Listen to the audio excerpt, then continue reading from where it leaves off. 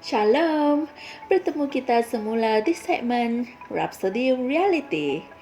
Hari ini 10 April dan Pastor Chris berkongsikan satu mesej yang menarik dan luar biasa berkaitan dengan ketumbuhan rohani kita, iaitu mencapai kematangan rohani. Haleluya. Ayat Injil pembukaan kita dipetik dari 1 Yohanes 2 ayat 12 hingga 13 yang berkata, Aku menulis kepada kamu, hai anak-anak, sebab dosa-dosamu telah diampuni oleh kerana namanya. Aku menulis kepada kamu, hai bapa-bapa, kerana kamu telah mengenal Dia yang sudah ada sejak dari permulaan. Aku menulis kepada kamu, hai orang muda, kerana kamu telah mengalahkan yang jahat. Haleluya. Dalam ayat Injil pembukaan, Rasul Yohanes merujuk kepada 3 golongan umat Tuhan. Yang pertama adalah anak-anak, kemudian orang muda, dan akhir sekali bapa-bapa. Bapa-bapa dalam petikan tersebut tidak merujuk kepada lelaki yang sudah menjadi ayah, tetapi orang yang sudah mencapai kematangan rohani dalam Kristus. Orang yang telah membesarkan orang lain secara rohani dan sudah cukup lama berada di dalam Tuhan untuk mendapat pengalaman Tuhan melalui firman. Puji Tuhan. Merekalah orang yang telah mencapai tahap kedewasaan dalam rohani. Di dalam mereka, firman Tuhan telah dipenuhi. Haleluya. Melalui Roh Kudus, mereka dapat memahami dan mentafsirkan fikiran Tuhan mengenai pelbagai persoalan dan melaksanakan kebenarannya. Puji Tuhan. Untuk mencapai tahap kematangan rohani ini, kamu hanya perlu menyerahkan dirimu pada kitab-kitab suci dengan mempelajari dan merenungkannya, mengetahui firman Tuhan dan hidup menurutnya setiap hari. Haleluya. Dalam 2 Timotius 2 ayat 15, kitab terjemahan Amplified Classic, Paulus menasihati, berusahalah dengan bersungguh-sungguh dan lakukan yang terbaik untuk menghadirkan dirimu layak diuji oleh percubaan kepada Allah selaku seorang pekerja yang tidak mempunyai sebab untuk merasa malu, yang menganalisis dengan betul dan dengan tepat membahagi-bahagikan, mengendalikan dengan betul dan dengan mahir mengajar firman kebenaran. Puji Tuhan.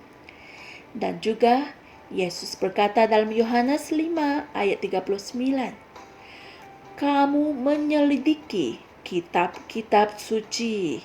Inilah firman Tuhan. Kitab-kitab suci memiliki kemampuan untuk membangunkan kamu sehingga mencapai tahap kematangan.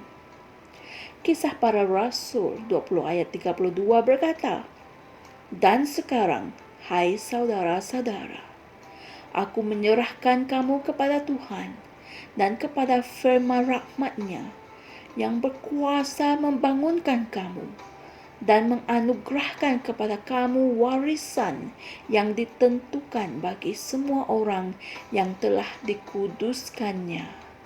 Haleluya. Firman itu adalah hidup kamu. Oleh itu, serahkanlah dirimu kepada firman untuk membangunkan dan memupuk kamu. Puji Tuhan. Alkitab mengatakan dalam 1 Petrus 2 ayat 2, seperti bayi yang baru lahir yang selalu ingin akan air susu yang murni dari firman, supaya olehnya kamu bertumbuh. Puji Tuhan. Firman itu adalah satu-satunya bahan yang dapat mengubah dan membina kehidupan kita dalam ketiga-tiga tahap, iaitu roh, jiwa, dan tubuh. Haleluya. Saudara-saudari semua, mari kita sama-sama berdoa. Ya Bapa, hatiku dibuka untuk menerima firman-Mu dan hidup menurutnya hari ini. Aku diubah dari kemuliaan ke kemuliaan dan ditetapkan untuk memenuhi takdir dan rencana-Mu untuk hidupku. Dalam nama Yesus. Amin. Untuk renungan tambahan, kaji dan selidiki ayat-ayat Injil berikut, iaitu Markus 12 ayat 24 dan Kisah Para Rasul 17 ayat 11. Haleluya. Kita bukan sahaja bertumbuh secara fizikal, tetapi kita juga bertumbuh secara rohani. Dan cara untuk bertumbuh dengan rohani adalah dengan mempelajari dan merenungkan firman Tuhan dan hidup menurutnya setiap hari. Haleluya. Firman itu dapat membangunkan dan memupuk kamu. Firman itulah satu-satunya bahan yang dapat mengubah dan membina kehidupan kita dalam ketiga-tiga tahap, iaitu roh, jiwa, dan tubuh. Haleluya. Kongsikan firman ini dengan saudara-saudara yang lain dan jangan lupa subscribe saluran YouTube kami agar kalian tidak terlepaskan perkongsian firman kami setiap hari. Jumpa lagi esok dan Tuhan berkati. Shalom. Kami percaya saudara-saudari semua telah diberkati dengan perkongsian firman dari Rhapsody Reality. Bagi sesiapa yang ingin menjadikan Yesus Kristus sebagai Tuhan dalam kehidupanmu, kamu boleh mengucapkan doa ini bersama dengan saya. Ya Tuhan Allah, aku mempercayai Yesus Kristus, Anak Allah yang hidup dengan sepenuh hatiku. Aku percaya Dia telah mati untukku dan Allah telah membangkitkan Dia dari kematian. Aku percaya Dia hidup hari ini. Aku mengaku dengan mulutku bahawa Yesus Kristus adalah Tuhan dalam hidupku mulai dari hari ini.